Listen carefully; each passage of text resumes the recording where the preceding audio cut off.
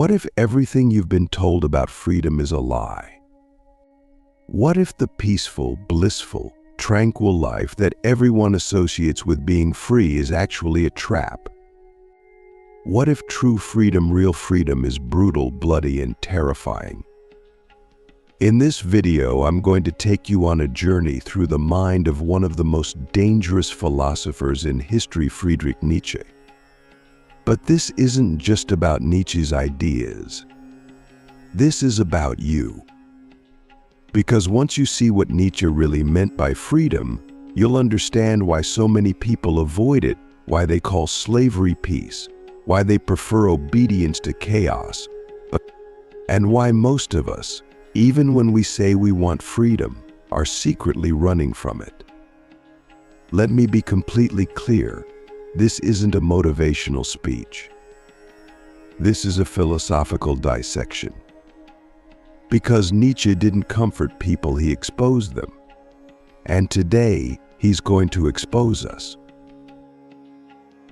Nietzsche once said, "Freedom is the will to be responsible for oneself, not free from rules, not free from expectations, but responsible." Think about that.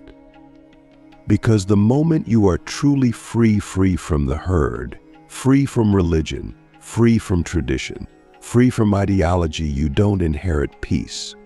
You inherit burden.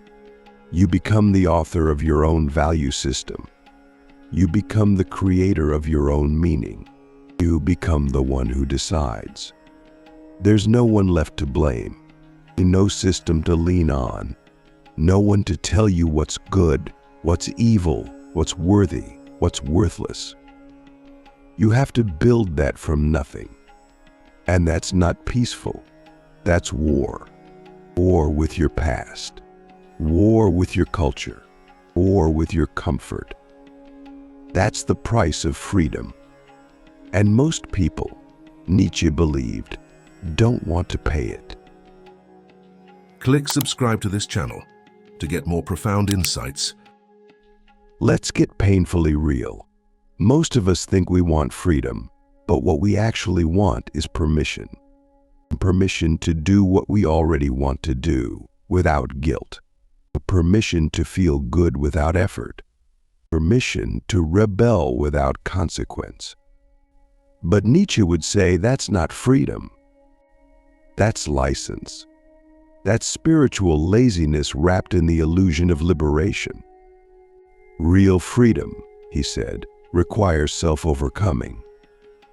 It's the ability to forge your own values in a godless universe, to carve meaning out of absurdity, to stare into the abyss and not look away. And here's the sick twist. The freer you become, the more isolated you feel. Because the herd doesn't like individuals. The crowd doesn't like creators. The mob doesn't like people who think differently. And so the freer you are, the more resistance you face, not just from society, but from inside yourself, and from your fear, from your doubt, from the part of you that still wants to be liked, still wants to belong, still wants to be safe. That's why Nietzsche called the path to freedom the path of the Übermensch, the overman. Not someone who dominates others, but someone who transcends themselves. Do you feel that tension? Because this is where it gets personal. What are you still clinging to that makes you feel safe, but keeps you caged? Is it a belief system? A group identity? A moral code you didn't choose but inherited? Are you truly free, or are you just comfortable? Nietzsche would challenge you to dig deeper, because comfort is not freedom. Comfort is sedation. It's the easy life, the unexamined life. The life of the last man, the pathetic, apathetic creature Nietzsche warned us about. The last man doesn't create, he consumes. He doesn't think.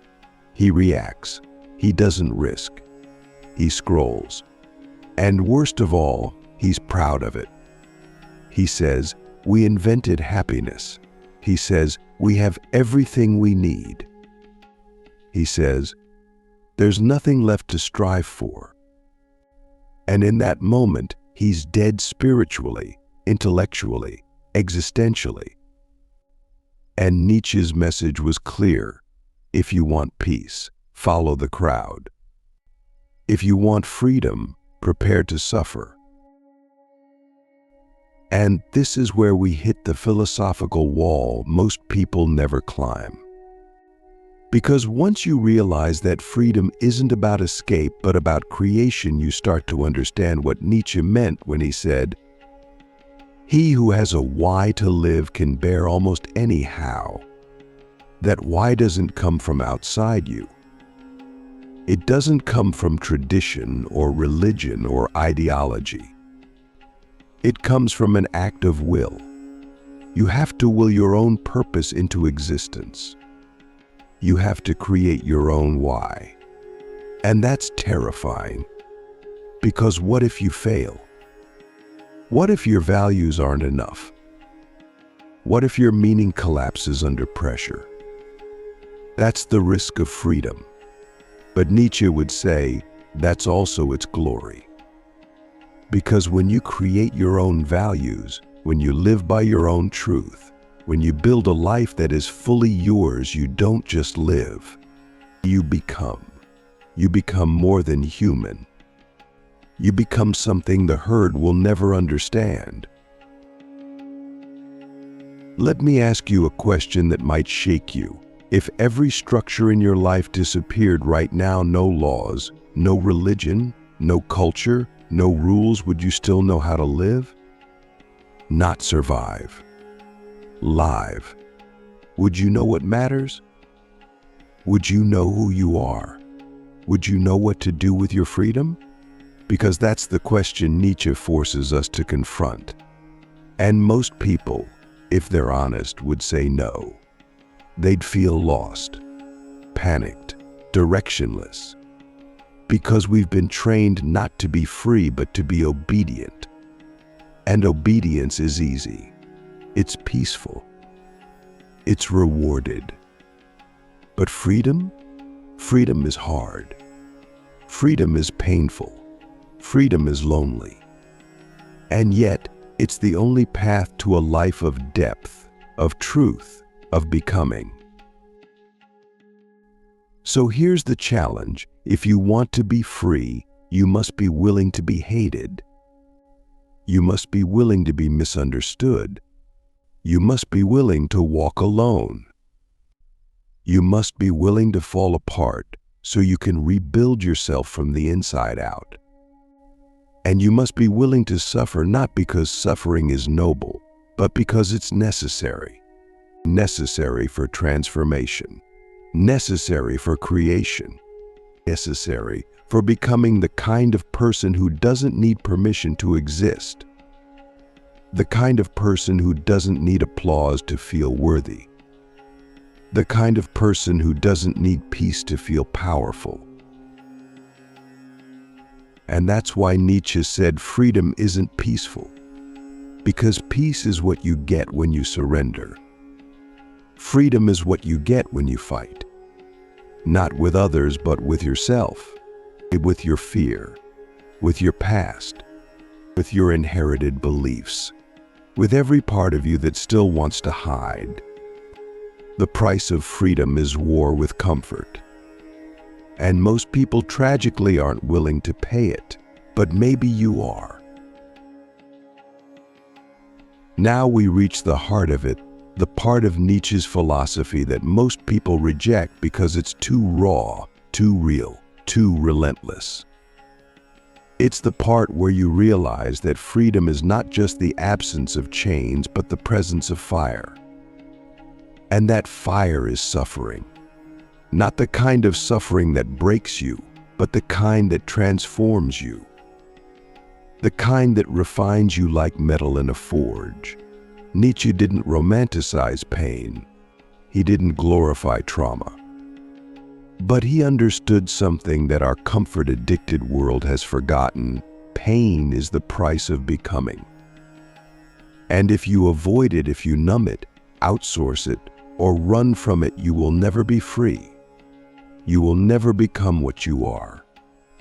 You will never birth the truth of your soul into the world. Because real transformation doesn't happen in comfort. It happens in crisis. Nietzsche saw suffering as the crucible of greatness. Not because suffering is good in itself, but because it's the only thing that burns away the false self. The only thing that forces you to confront what's real. The only thing that reveals your depth. He famously said, "What does not kill me makes me stronger." And while that quote has been plastered on gym walls and motivational posters, most people miss the point. He wasn't talking about resilience in the shallow sense. He was talking about spiritual fortitude, about the ability to integrate pain, transform it so deeply that it becomes part of your power. This is not about endurance. It's about alchemy. Turning wounds into wisdom, turning chaos into character, turning tragedy into truth. But here's where it gets uncomfortable. Most people don't want to hear that, because we've been sold a lie that life is supposed to be easy, that happiness is the goal, that avoidance is health. But Nietzsche would say, that's not freedom. That's sedation. And sedation is the enemy of becoming. Because becoming hurts. It requires loss. It requires grief. It requires the death of everything you thought you needed so that something deeper, something truer, can be born. And the people who can endure that process, who can choose to walk into the fire instead of away from it, those are the ones who become free. Because they are no longer ruled by fear.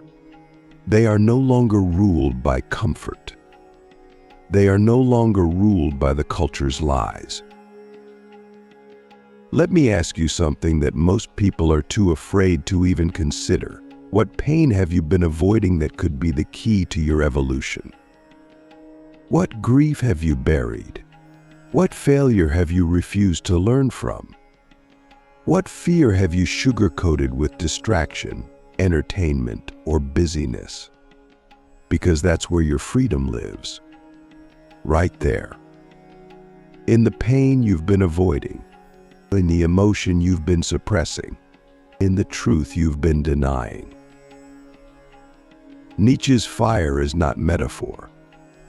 It's experience. It's that moment when everything falls apart and you realize that this is not the end. It's the invitation, the initiation. The moment you stop asking, why is this happening to me? And start asking, what is this forging in me? But none of this works unless you say yes to the suffering. Not with resignation, but with reverence. You embrace it as part of the creative process. You stop seeing pain as punishment and start seeing it as purification. This is what Nietzsche called amor fati, the love of fate. Not just acceptance of your story, but love for it. Every moment, every scar, every betrayal, every failure, every disappointment, not just tolerated, but embraced. Because it made you. It formed you. It refined you. And yes, it hurt. But it gave you something that comfort never could, depth. You can't fake that. You can't buy that. You can only earn it through the fire. So what does that look like in real life? It looks like choosing the hard truth over the easy lie. It looks like facing your addictions, not just the substances, but the thoughts and patterns that keep you small. It looks like grieving fully without rushing to move on. It looks like taking radical responsibility for your story, even when it's not your fault. It looks like honoring the pain not because you want to suffer, but because you want to grow. And growth is not clean. It's not pretty. It's not Instagram-worthy. It's messy. It's brutal. It's sacred. And it's the only path to real freedom. Let me bring this down to the most practical level. If you're in pain right now, if you're in crisis, if you're in the fire, I want to tell you something Nietzsche would say with a fierce smile. Good. Stay there. Don't run. Don't numb it. Don't escape. Let it burn. Because what's burning is the part of you that was never real. And what's being forged is the part of you that can't be broken. That's the paradox of suffering.